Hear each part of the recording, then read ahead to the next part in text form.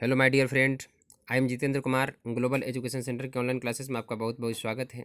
आज हम बात करेंगे गणित के शिक्षण शास्त्र मैथ पेडागोगी के मोस्ट इम्पोर्टेंट 50 क्वेश्चंस। तो चलिए हम इसको बिना देर किए स्टार्ट करते हैं। अ, यदि आप इस चैनल पे न्यू हैं तो इस चैनल को सब्सक्राइब कर ले और बेल आइकन को दबा दे। इससे आपको हमेशा हर वीडियो का नोटिफिकेशन आपको मिल जाएगा। तो चलिए आगे चलते हैं। पहला क्वेश्चन है, निम्न में से क्या गणित की प्राकृतिक है? तो या अलंकारी है, या तार्किक है, या कठिन है, या समान लोगों के लिए नहीं है। तो ये अलंकारी नहीं है, या आभूषण से कोई इसका ताल्लुक नहीं है, या काफ़ी तार्किक है। आपका मैथ का प्राकृतिक में सिखाया गया है कि ये तार्किक है, ये लॉजिकल होता है। यह कठिन नहीं है, ये सरल है। सरल इसलिए है क्योंकि मूलभूत इसका संरचना चार होती है, जो प्लस माइनस गुना और भाग, ये मूलभूत चार जो है आपका संक्रियाएं हैं जिससे आपका ये मैथ चलता है। तो ये आसान है, ये सरल है, ये गणित एक सरल भाषा है। यह समान लोगों के लिए नहीं है, तो क्या ये एलियन के लिए है? ये सब नहीं होगा। तो आपका इसमें ऑप्शन आएगा, ये आपका तार्किक होगा और ये वाला नहीं होगा। ये कठिन नहीं होगा, ये समान लोगों के लिए जो है, समान लोगों के लिए नहीं है, ये भी गलत है। तो आपका ये ऑप्शन नंबर आपका 2 आ जाएगा। चलिए आगे चलते हैं। अगला है दूसरा क्वेश्चन, निम्न में से किसने कहा है गणित वह विज्ञान है जिसमें आवश्यक निष्कर्ष निकाले जाते हैं? पहला है हागवेन, स्किनर, लॉक और बेंजामिन पेरिक। ये आपको पहले ट्रिक के माध्यम से बताया गया है, तो आप जाकर उस वीडियो को देख लें। नेचर ऑफ मैथमेटिक्स में फर्स्ट लेक्चर है, उसमें ट्रिक के माध्यम से बताया गया कि कौन से साइंटिस्ट क्या बोले हैं, तो ये आपको सिखाया गया है। तो उसमें जाकर आप देख ले। इसमें जो आपका ऑप्शन आएगा, ये आपका आएगा कि आपका बेंजामिन पेरिक। इसके बाद चलिए नेक्स्ट आगे चलते हैं तीसरा नंबर क्वेश्चन पे। तीसरा नंबर क्वेश्चन है, बालक के सर्वांगीण विकास के लिए गणित विषय का अन्य विषयों से सहसंबंध होना चाहिए, क्यों अन्य विषय से जो है संबंध होना चाहिए गणित का? छात्रों का दृष्टिकोण विस्तृत बन जाए। सही बात है, छात्रों का दृष्टिकोण जो है आपका फैलाव हो जाए सभी में जो है, इससे उसको जो है पता चले कि हाँ, मैथ पढ़ने से दूसरे भी सब्जेक्ट में भी यूज होता है, तो अच्छे तरीके से पढ़ेगा, उसका सोचने की दायरा और बढ़ जाएगी। छात्र संचित ज्ञान से नए ज्ञान का संबंध जोड़ता है। ये भी सही बात है। छात्र सभी विषयों को महत्वपूर्ण मानता है। ये सभी सही है। तो इसमें आपका जो ऑप्शन होगा, इसमें आपका ऑप्शन होगा 4 नंबर। चलिए नेक्स्ट चलते हैं। चौथा है, गणित के नियम एवं निष्कर्ष होते हैं वस्तुनिष्ठ, सार्वभौमिक, 1 और 2 दोनों, इनमें से कोई नहीं। देखिए वस्तुनिष्ठ होता है, इसमें वस्तु का किसी भी परिस्थिति से कोई फर्क नहीं पड़ता, सिंगल आंसर आता है सभी के लिए, तो इसलिए वस्तुनिष्ठ भी होगा। पहला है। दूसरा है सार्वभौमिक, यानी कि सभी जगह सभी स्थान पे भी सेम होता है, तो आपका ये भी सही होगा, ये भी सही होगा, यानी कि जो आपका आंसर होगा ये आपका 3 नंबर आपका आंसर हो जाएगा। चलिए नेक्स्ट चलते हैं। विद्यार्थी गणित की संकल्पनाओं और सिद्धांतों के अर्थ को समझता है, या अधिगम किस उद्देश्य की प्राप्ति है? ये कौशल का है, पूर्व ज्ञान का है, अनुप्रयोग का है, ये अवबोधन का है। जब उसकी संकल्पनाओं को समझने लगता है, सिद्धांतों का अर्थ का समझता है, तो यानी कि वो डिफरेंस भी कर सकता है, ये आपका जो है अवबोधन में आता है। तो ये आपका आंसर हो जाएगा 4। चलिए चलते हैं 6 नंबर पे। गणित को कहा जाता है विद्यार्थियों का दुश्मन, शक्तिशालियों का शक्ति, मन की भाषा, मस्तिष्क का व्यायाम। तो आप इसमें देखेंगे कि विद्यार्थियों का दुश्मन ये तो नहीं होगा। इसके बाद शक्तिशालियों का शक्ति ये भी नहीं होगा। मन की भाषा भी नहीं है। ये आपका है मस्तिष्क का व्यायाम। मस्तिष्क का व्यायाम कराता है गणित, इसका प्राकृतिक ही में ही दिया गया है। इसके बाद योजना एक उद्देश्यपूर्ण क्रिया है जिसे मन लगाकर सामाजिक वातावरण में पूरा किया जाता है। गणित शिक्षण की योजना विधि की उपयुक्त परिभाषा किसने दी है? आपको जब शिक्षण विद्या सिखाया गया था वहाँ सिखाया गया था, किलपैट्रिक ने दिया है। किलपैट्रिक साहब ने ही कहा है, आप इसे याद करें इसको, किल पेट में मार दिया, तो कोई ना कोई उद्देश्य होगा। तो इसने यही बोला है कि गणित पढ़ाने से बच्चा जो है किसी भी योजना को उद्देश्यपूर्ण बनाया जा सकता है गणित के माध्यम से। तो आपका इसमें जो आंसर आएगा किलपैट्रिक, जो जॉन डीवी के शिष्य हैं। चलिए नेक्स्ट चलते हैं। 8 नंबर क्वेश्चन, वह उद्देश्य जो शिक्षक गणित पढ़ाने के बाद कक्षा में ही प्राप्त कर लेता है उसे हम क्या कहते हैं? उसे कहा जाता है सांस्कृतिक उद्देश्य, शैक्षणिक उद्देश्य, सामाजिक उद्देश्य, ये सभी। तो जो कक्षा कक्ष में ही पर्याप्त होता है वो शैक्षणिक उद्देश्य कहलाता है। इसके बाद पूरे 1 साल का, यानी कि पूरे 1 साल का जो अगर उसको उस उद्देश्य को हम बोलते हैं शैक्षिक उद्देश्य, इसको हम बोलेंगे कक्षा कक्ष में शैक्षणिक उद्देश्य। चलिए नेक्स्ट चलते हैं 9 नंबर क्वेश्चन पे।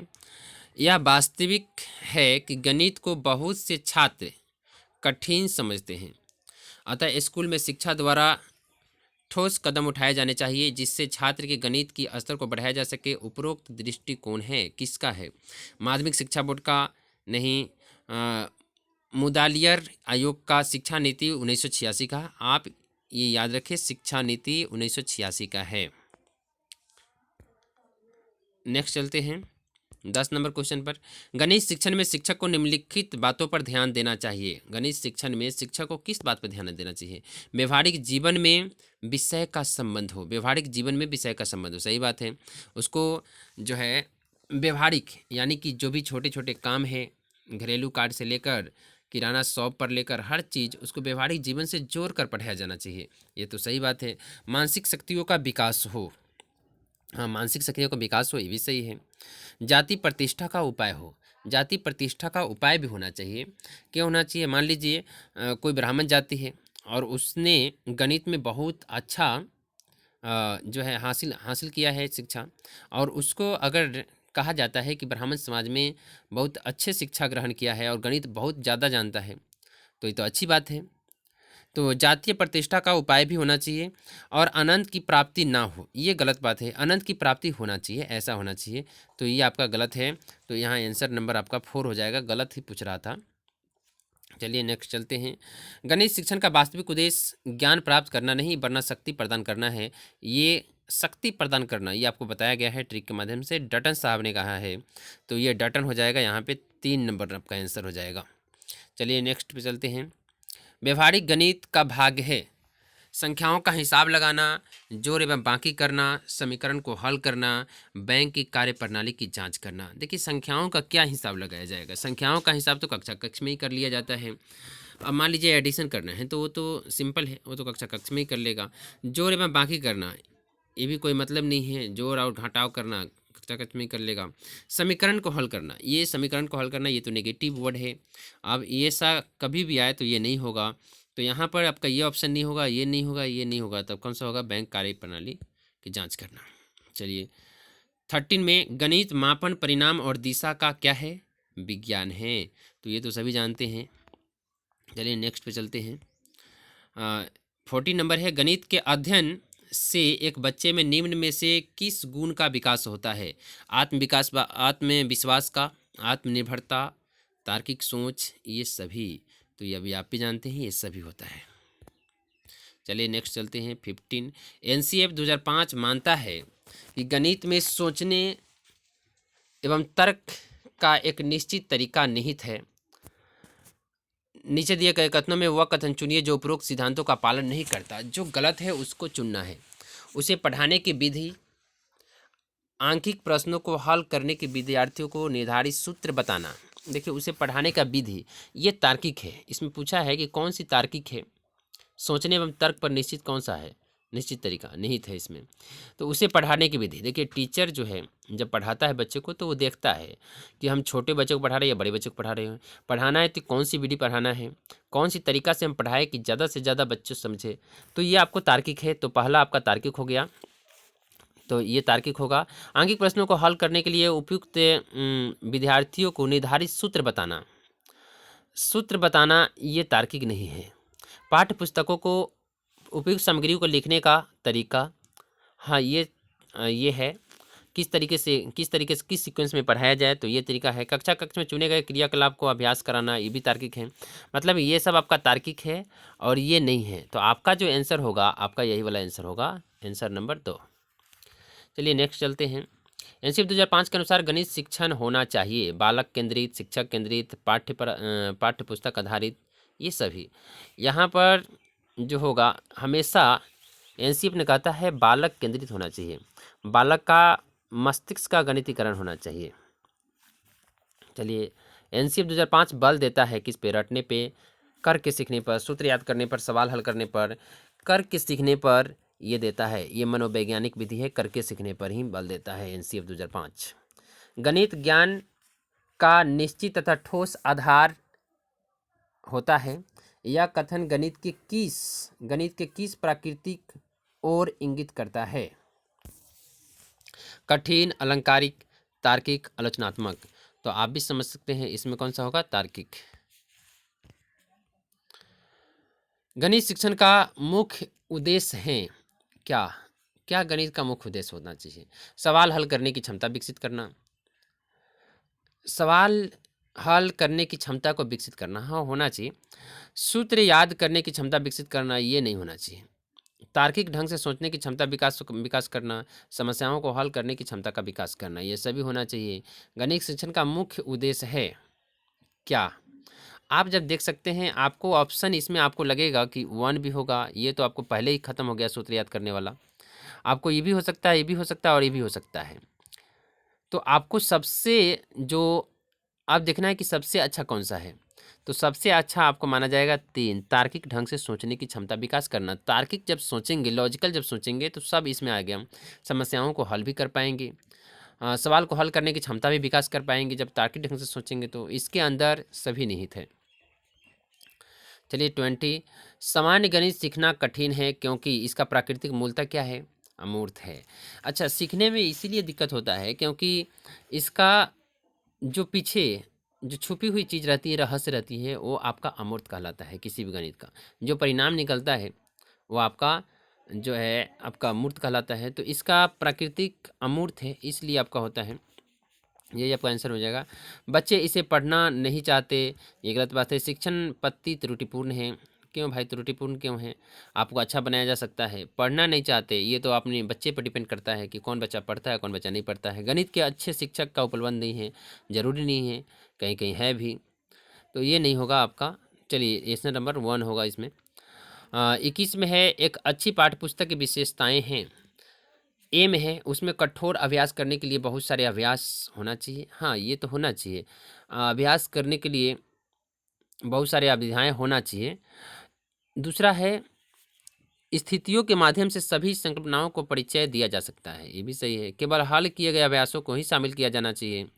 देखिए जब केवल हल किया गया जो अध्याय है उसको अगर शामिल कर देंगे तो बच्चा क्या करेगा फिर? आपका सी नंबर तो ऐसे ही नहीं होगा, तो सी नंबर नहीं होगा। इसके बाद उसे मोटी और भारी भरम का ये भी नहीं होगा, तो आपका कौन सा होगा, ए और बी। तो ए और बी होगा, जिसमें ए और बी होगा, ये 2 नंबर इसका आंसर हो जाएगा। कह रहा है गणित एक ऐसा विषय है जो मानसिक शक्तियों को प्रशिक्षित करने का अवसर प्रदान करता है तथा एक सुषुप्त आत्मा में चेतना एवं नवीन जागृति का उत्पन्न करने के लिए कौशल का विकास करता है। उपरोक्त कथन किसका है? ये प्लेटो साहब ने कहा है, आपको भी बताया गया था ट्रिक के माध्यम से कि प्लेटो साहब ने कहा है कि मानसिक शक्तियों को प्रशिक्षित करता है, कौन? गणित पढ़ाने से। तो ये प्लेटो साहब ने कहा है। या आप दूसरा तरीका ऐसे भी है, आप ऐसे भी याद रख सकते हैं कि प्लेटो साहब ने एक प्लेट है जिसमें आत्मा सोई हुई है और उसमें गणित का जब शिक्षण दिया जाए तो उसकी चेतना और नवीन जागृति का उत्पन्न हो जाता है। तो ये भी आप कह सकते हैं। चलिए 1 नंबर 23 में है, गणित शिक्षण में पाठ्यक्रम का निम्न में से कौन सा एक महत्व नहीं है? गणित शिक्षण के पाठ्यक्रम में निम्न में से कौन सा एक महत्व नहीं है? नवीन विचारों का जानकारी देना, अभ्यास हेतु, शारीरिक सुंदरता हेतु, शिक्षण सामग्री के रूप में। देखिए नवीन विचारों का जानकारी देना होता है, अभ्यास हेतु होना चाहिए, ये होना चाहिए, ये होना चाहिए। शारीरिक सुंदरता से कोई लेना देना नहीं है, तो ये नहीं होना चाहिए, ये भी होना चाहिए। कौन सी नहीं है तो आपका इसमें आंसर आएगा शारीरिक सुंदरता है, तो ये वाला आंसर आ जाएगा। चलिए 24 नंबर पे चलते हैं। निम्न में से क्या एक गणित शिक्षण में अभ्यास कार्य का महत्व नहीं है? निम्न में से क्या एक गणित शिक्षण में अभ्यास कार्य का महत्व नहीं है? देखिए नहीं है। निपुणता प्राप्त करने के लिए, निपुणता प्राप्त करने के लिए, कुशलता प्राप्त करने के लिए, आत्मविश्वास के विकास हेतु, व्यवहारिक व्यवसायिक कुशलता प्राप्त करने के लिए क्या होना चाहिए? गणित शिक्षण में अभ्यास कार्य का महत्व नहीं है। अभ्यास कार्य का कोई महत्व नहीं है। अभ्यास कार्य निपुणता प्राप्त करने के लिए है, कुशलता प्राप्त करने के लिए भी है, आत्मविश्वास के विकास हेतु भी है। ये सभी जो है आपका होता है, निपुणता प्राप्त करते हैं अभ्यास से, कुशलता भी प्राप्त करते हैं, आत्मविश्वास भी, सेल्फ कॉन्फिडेंस भी बढ़ता है, व्यवसायिक कुशलता का प्राप्त नहीं होता है। चलिए, उच्च प्राथमिक स्तर पर गणित शिक्षण का सर्वाधिक महत्व किस रूप में है? उच्च प्राथमिक स्तर पर कौन सी रूप में है? तो आप देखेंगे उच्च प्राथमिक में जो है आपका ये व्यवहारिक हो जाएगा। मानसिक से ज़्यादा अच्छा आपका व्यवहारिक ऑप्शन है, तो व्यवहारिक होगा यहाँ पे। पाठ्यक्रम में अंक गणित शिक्षण का महत्व है, क्यों? घरेलू कार्य हेतु, सही बात है, मजदूर का व्यवसायी हेतु और व्यवहारिक उपयोग हेतु, ये सभी। देखिए मोस्टली जो है आपका 80% क्वेश्चन में आपका ये सभी रहे तो वो सभी वाला ही आंसर होता है। हाँ 20% में एक्सेप्शन रहता है जिसमें नहीं होगा, लेकिन आपको 80% में ये सभी रहेगा, वही होगा। 27 में, पाठ्यक्रम में गणित शिक्षण इसलिए अति महत्वपूर्ण है क्योंकि इसके माध्यम से छात्रों में ज्ञान उपयोग संबंधी जो व्यवहारगत परिवर्तन होता है वह है। गणित शिक्षण के लिए अति महत्वपूर्ण है क्योंकि इसके माध्यम से छात्रों को ज्ञान उपयोगी संबंधित जो व्यवहारगत परिवर्तन होता है। क्या परिवर्तन होता है ये देखिए गणित पढ़ाने से। गणित की परिभाषाओं का प्रत्यास्मरण करना, उपकरणों को सही ढंग से व्यवस्थित करना, समस्याओं को हल करने के लिए उपयुक्त विधि एवं सूत्र का चयन करना, सोचने समझने का निर्णय लेना। देखिए जो संबंधित व्यवहारगत परिवर्तन होता है वो क्या होता है? परिभाषाओं ये वाला नहीं होगा, उपकरणों ढंग से सब व्यवस्थित करना ये भी नहीं होगा, समस्याओं को हल करने के लिए उपयुक्त विधि के एवं सूत्र का चयन करना, और सबसे जो आपका सटीक आंसर है आपका यहाँ पे जो 3rd नंबर है। ऐसे ये वाला कट गया था, ये वाला कट गया था, आपको इस दोनों में देखना था, सोचने समझने के बाद निर्णय लेना और समस्याओं को हल करने के लिए उपयुक्त विधि का एवं सूत्र का चयन करना। तो आपका सबसे उपयुक्त है 3 नंबर। पाठ्यक्रम निर्माण का सिद्धांत निम्न में से कौन सा है? पाठ्यक्रम निर्माण का सिद्धांत जो है निम्न में से कौन सा है? पाठ्यक्रम का जब निर्माण करते हैं, विभिन्न विषयों को सहसंबंध करना यानी कि एक दूसरे से कोरिलेट करना विषयों को, अग्रदर्शी यानी कि दूरदर्शी एक तरीके से कह सकते हैं, अवकाश का सदुपयोग करना, अब बीच में छुट्टी है तो उसमें भी प्रैक्टिस करने के लिए कुछ बच्चे को दे दिया जाए, ये तीनों चीज़ आपका देखा जाएगा तो ये तीनों होगा आपका जो आंसर होगा आपका 4 नंबर। गणित शिक्षण के माध्यम से बच्चों में निम्न में से किस भावना का नियंत्रण रखने का कौशल विकास विकसित होता है? गणित शिक्षण के माध्यम से बच्चों में निम्न में से किस भावना का नियंत्रण रखने का कौशल विकसित होता है? तर्क शक्ति, आत्मविश्वास, विचार शक्ति, ये सभी। तो यहाँ पर ये सभी हो जाएगा। चलिए नेक्स्ट चलते हैं 30। निम्न में से कौन सा विषय विज्ञान विषयों के आधार विषय के रूप में माना जाता है? तो ये आप भी जानते हैं विज्ञान का, ये तो आपका रोजर बेकन का कहना है कि गणित जो है सभी विज्ञानों का सिंह द्वार एवं कुंजी है, उसका ये कोटेशन ही है, तो आप दे सकते हैं इसमें गणित आ जाएगा। नेक्स्ट, अमूर्त एवं संगत रचनाओं के अध्ययन का विषय निम्न में से किस विषय को कहा जाता है? अमूर्त और संगत रचनाओं का, इसमें भी आपका आ जाएगा गणित, तो इसमें भी होगा गणित।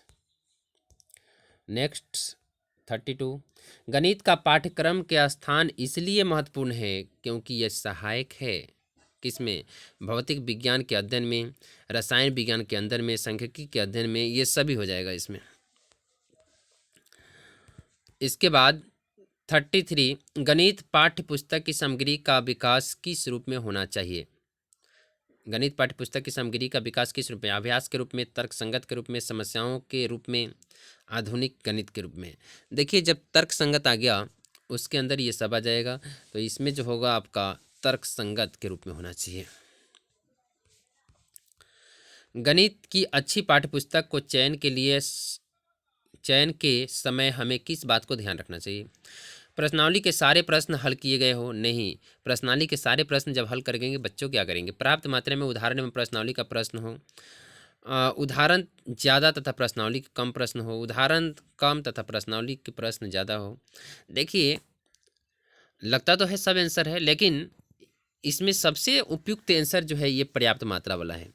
पर्याप्त अगर कह दिया तो वो सभी को समेट लिया। पर्याप्त का मतलब होता है उचित जो तरीका है वही अपनाया जाए।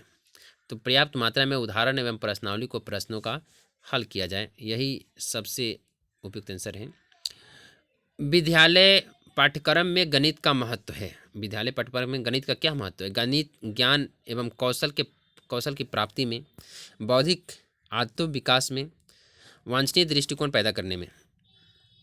देखिए, यहाँ ये सभी हो जाएगा। ज्ञान एवं कौशल का प्राप्ति करना भी, बौद्धिक आदतों को भी है, वांछनीय दृष्टिकोण का पैदा करना भी है। तो ये सभी आपका आ जाएगा यहाँ पे। चलिए नेक्स्ट। गणित शिक्षण में पाठ्यपुस्तक के द्वारा छात्र विषय वस्तु निम्न में से किसकी सहायता से युग्म बनाता है? किसकी सहायता से युग्म बनाता है? विषय वस्तु को एकत्रित करके।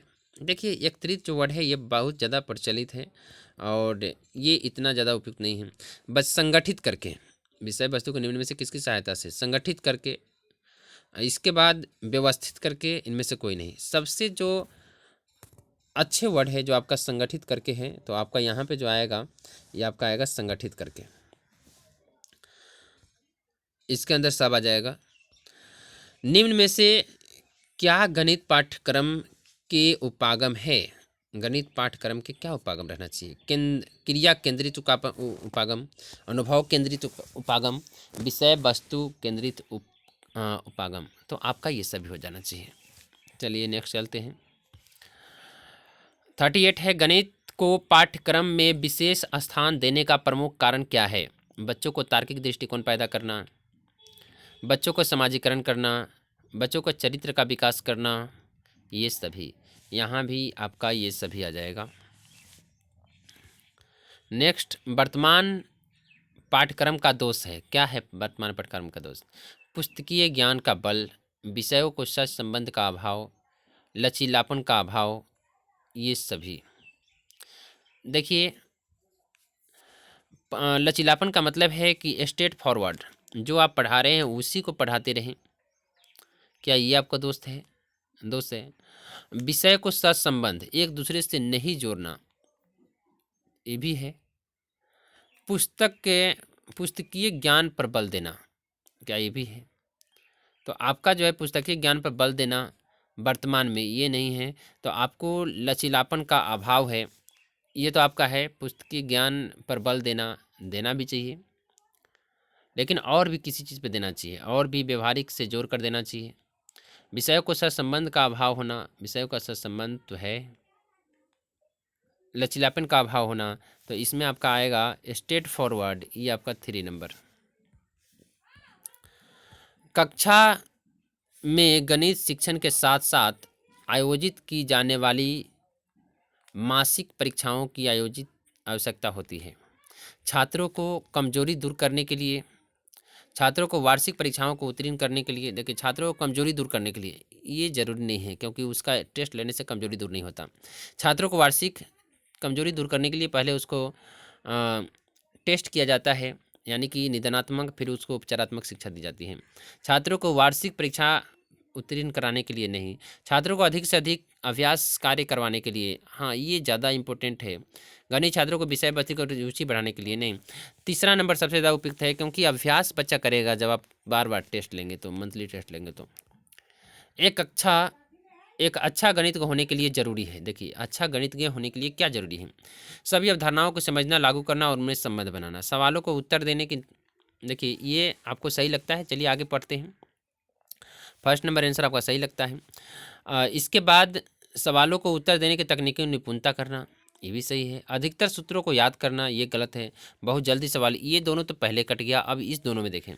देखिए, सभी अवधारणाओं को समझना, लागू करना और उनसे संबंध बनाना, ये सबसे ज़्यादा सटीक आंसर है। उत्तरों को तकनीकी निपुणता नहीं पाना, टीचर का काम होता है, एक अच्छे टीचर का, कि सभी अवधारणाओं को समझना, लागू करना, उसमें संबंध स्थापित करना। गणित की पाठ्य पुस्तक का आवश्यक अंग है अवधारणाओं को स्पष्टीकरण, अवधारणाओं को क्रमबद्धता होना चाहिए, स्पष्टीकरण भी होना चाहिए, क्रमबद्धता भी होना चाहिए, अवधारणाओं को व्यवहारिक जीवन से जोड़ना। ये सभी आंसर यहाँ सटीक है, आपका 4 नंबर आंसर हो जाएगा। गणित के बेहतर होने के लिए एक व्यक्ति आवश्यक है, एक व्यक्ति के लिए गणनाओं में प्रवीणता, अमूर्त चिंतन एवं तर्क शक्ति, विवेचना द्वारा समस्याओं को बनाने एवं उन्हें सूत्रबद्ध करने की, सूत्र याद करने की, हल याद करने की। देखिए, हल जैसे किसी बच्चा से अगर पूछा गया कि मान लीजिए देश के जो है भारत की राजधानी कहाँ है, तो वो बोलेगा सर ऑप्शन नंबर 2। हाँ, ये पेज नंबर आप देख लीजिए, तो ये कोई ऑप्शन जवाब नहीं हुआ। तो मान लीजिए वहाँ दूसरा भी ऑप्शन हो सकता है। उसने जो बच्चा देख लिया या आंसर याद करने की कोशिश कर रहा है, ये गलत है। सूत्र याद करना ये गलत है। गणनाओं की प्रवीणता, ये इस दोनों में सबसे स्ट्रांग आपका ये है, अमूर्त चिंतन एवं तर्कसंगत विवेचना द्वारा समस्याओं को बनाने में सूत्रबद्ध करने की। गणित की प्राकृतिक एवं संरचना में निम्नलिखित विशेषता नहीं है, यहाँ पे नहीं है, ध्यान दीजिए। गणित विषय वस्तु को सामंजस्यता होना, गणित विषय वस्तु में सामंजस्यता होना। गणित के सभी शाखाओं का मूल आधार समुच्चय सिद्धांत होता है, ये तो कभी भी नहीं होता। क्या सभी का समुच्चय है, सेट थ्योरी है? नहीं। गणित की भाषा सांकेतिक है, हाँ ये है, गणित की भाषा सांकेतिक है। इसके बाद गणित का निष्कर्ष निश्चय एवं तर्कसंगत है, ये भी है। गणित विषय वस्तु का सामंजस्य होना, ये भी है। देखिए आंसर नहीं पूछा है तो आपका आंसर हो जाएगा यहाँ 2। 45 है, गणित विषय में होने वाली संक्रियाएं, गणनाएं एवं सिद्धांतों का अध्ययन अर्थात में से किस प्रकार की प्रक्रियाएं हैं? गणित विषय में होने वाली संक्रियाएं, गणनाएं एवं सिद्धांतों का अध्ययन अर्थात में किस प्रकार की क्रियाएं हैं?